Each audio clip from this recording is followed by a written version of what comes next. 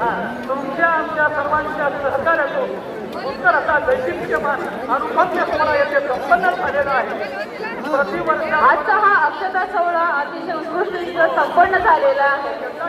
सर्वप्रथम बाराबंदी आमच्या भक्तगणांना जाण्यासाठी मार्ग उपलब्ध करून द्यायचा आहे. त्यानंतर बाकीच्या सर्व ग्रामस्थांनी सोलापूर नगरीतील सर्व भक्तभाविकांनी जावयाचे आहे. कुठल्याही प्रकारची गडबड किंवा गोंधळ न घालता अतिशय शांततेपूर्वक आपण सर्वांनी निघून जायचे आहे.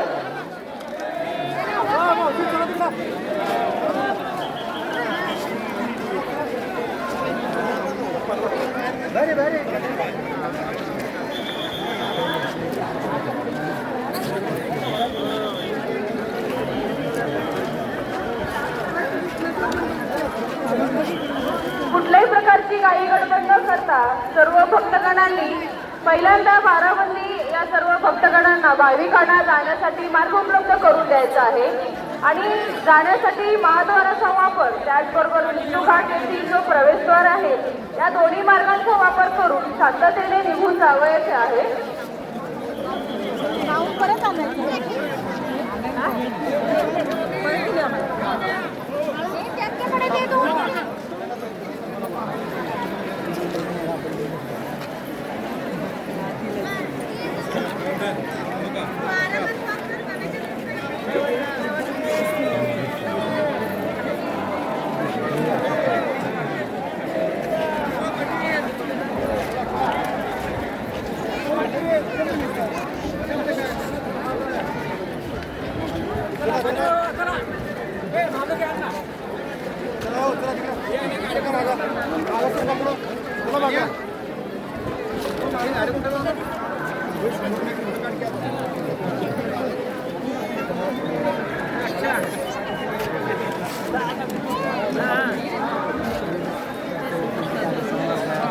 अत्यंत मंगलमय वातावरणामध्ये हा सोहळा येथे संपन्न झालेला आहे.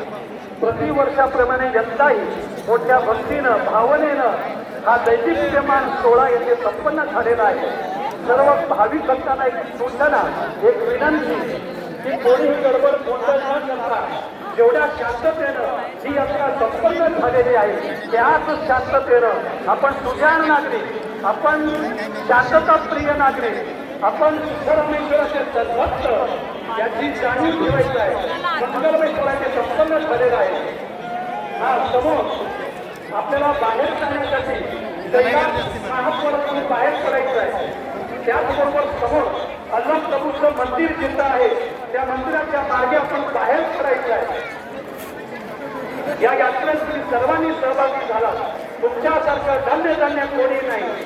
दैदिप्यमान ऐतिहासिक सुंदर असा सोहळा येथे संपन्न झालेला आहे.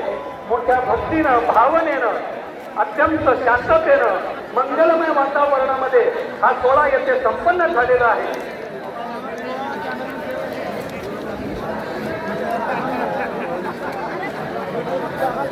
सन्मती कट्ट्यासमोर थांबलेल्या सर्व महिलांना सूचना आहे की तुम्ही सर्वांनी तुमच्या समोरचे जे प्रवेशद्वार आहे त्या रस्त्याने